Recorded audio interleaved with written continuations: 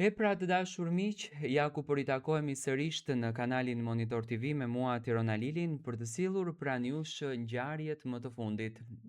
Deri më tani janë bërë publike vetëm njëra nga opinionistët e Fan Club Big Brother VIP Albania 5. Ju e dini shumë bukur që reklama e madhe ka nisur të bëhet muaj më parë. Po dalin në lajme të ndryshme, thashe theme të ndryshme, hamencime të ndryshme, për opinionistët, për moderatorët, për banorët, për shtëpinë, por siç duket Top Channel-i e ka ruajtur me shumë sekret të madh këtë gjën e bukur dhe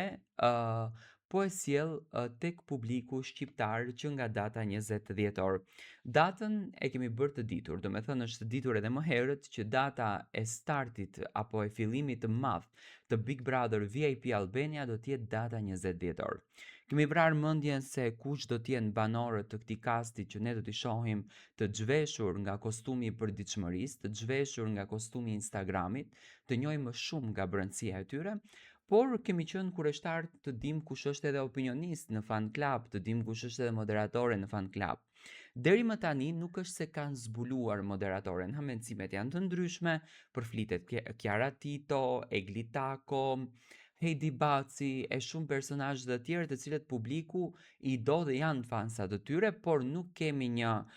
do me thënë, një emër zyrtar nga ana e Top Channel-it deri më tani, por dyshimet më të mëdha për moderatorin e Fan Clubit mbeten t'i takojnë Egli Tako. Do me thënë Egli Tako është një nga personazhet që dyshohet më së shumti se mund t'jetë moderatore e këtij kasti në Fan Club.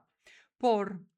lindëm pyetja kush janë opinionistët. Zyrtare nga ana e televizionit Top Channel dhe nga produksioni i Big Brotherit është Francesca Murati,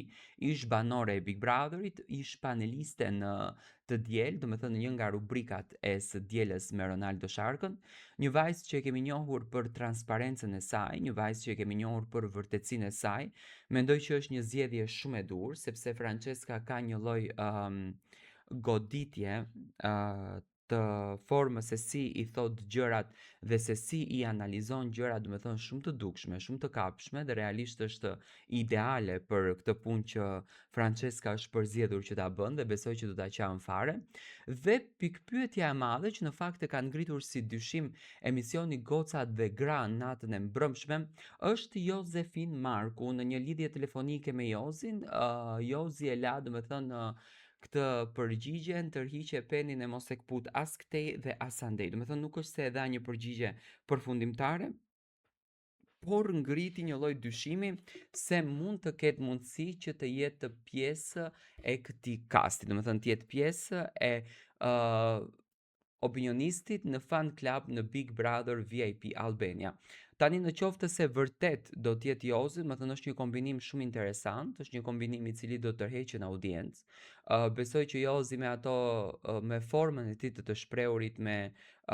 humorin e tij, me atë natyrën që i thot fjalët, do të thënë vetëm i godet, besoj që mund të bëhen super meme të ndryshme në për rrjetet sociale, do të thënë në qoftë se shkojmë për klikime, Francesca dhe Jozi janë ideal për të ngritur klikime, sepse ato që të dy vetë do të kenë konflikte nga që nuk kanë mendime të njëjta dhe opinionistë suksesshëm janë ato që janë me dy, do të thënë, me dy mendime të ndryshme. Ato janë opinionistë të suksesshëm. Por mbi të gjitha do të presim ditën në vazhdim për të kuptuar, do me thënë hamencimet janë lartë dhe poshtë se personazhi në krah të Franceskës pritet që të jetë Jozefin Marku. Si e vlerësoni ju këtë përzgjedhje?